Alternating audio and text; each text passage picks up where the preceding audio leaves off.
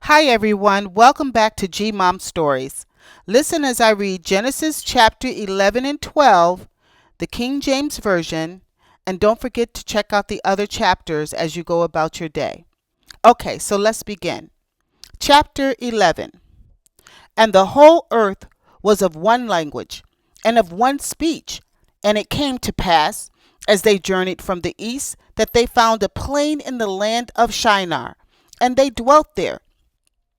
And they said one to another, Go to, let us make brick, and burn them thoroughly. And they had brick for stone, and slime had they for mortar. And they said, Go to, let us build us a city and a tower, whose top may reach unto heaven, and let us make us a name, lest we be scattered abroad upon the face of the whole earth. And the Lord came down to see the city and the tower, which the children of men build. And the Lord said, Behold, the people is one, and they have one language. And this they began to do. And now nothing will be restrained from them, which they have imagined to do. Go to, let us go down, and there confound their language, that they may not understand one another's speech. So the Lord scattered them abroad from this upon the face of all the earth, and they left off to build the city. Therefore is the name of it called Babel, because the Lord did there confound the language of all the earth, and from thence did the Lord scatter them abroad upon the face of all the earth. These are the generations of Shem. Shem was 100 years old and begat Arphaxad, 2 years after the flood.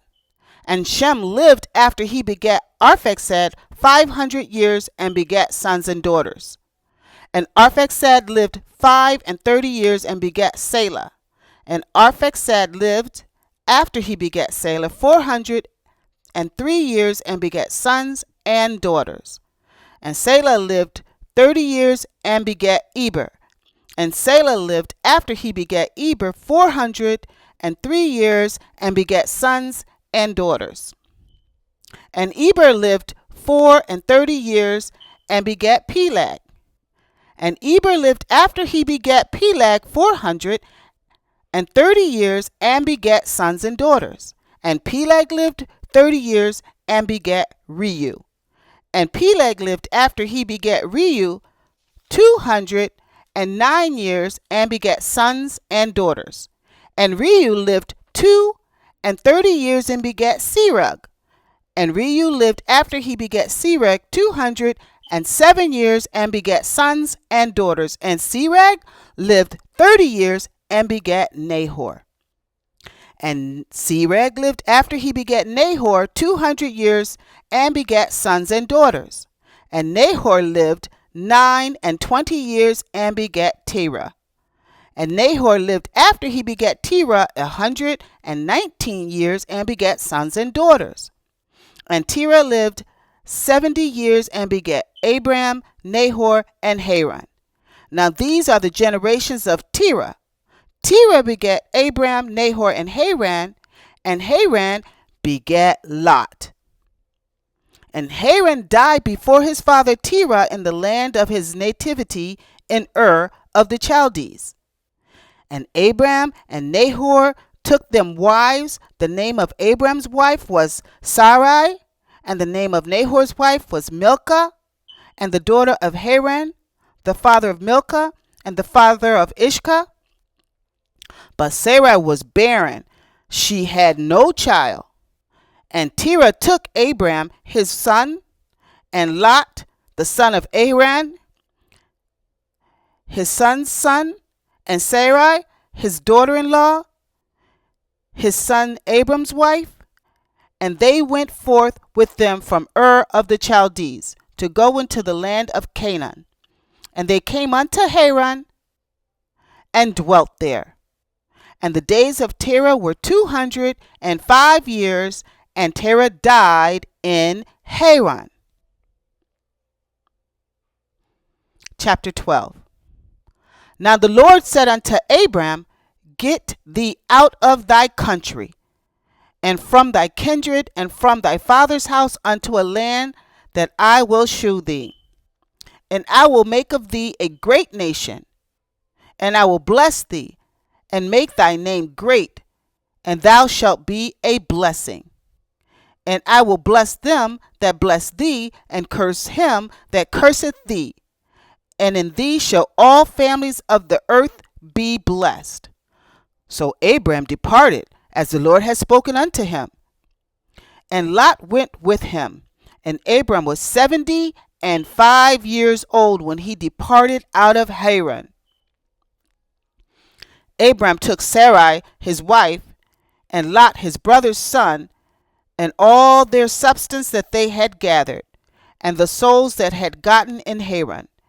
And they went forth to go into the land of Canaan. And into the land of Canaan they came.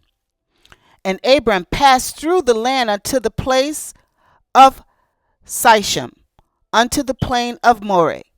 And the Canaanite was then in the land. And the Lord appeared unto Abram, and said, Unto thy seed will I give this land. And there built he an altar unto the Lord, who appeared unto him. And he removed from thence unto a mountain on the east of Bethel, and pitched his tent, having Bethel on the west, and Hai on the east. And there he built an altar unto the Lord, and called upon the name of the Lord.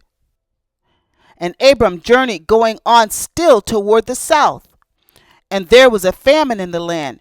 And Abram went down into Egypt to sojourn there, for the famine was grievous in the land. And it came to pass, when he was come near to enter unto Egypt, then he said unto Sarai his wife, Behold now, I know that thou art a fair woman to look upon. Therefore it shall come to pass, when the Egyptians shall see thee, that they shall say, This is his wife, and they will kill me, but they will save thee alive. Say, I pray thee, that thou art my sister, that it may be well with me for thy sake, and my soul shall live because of thee. And it came to pass that when Abram was come into Egypt, the Egyptians beheld the woman, that she was very fair. The prince also of Pharaoh saw her, and commended her before Pharaoh. And the woman was taken into Pharaoh's house, and he entered, and he entreated Abram well for her sake.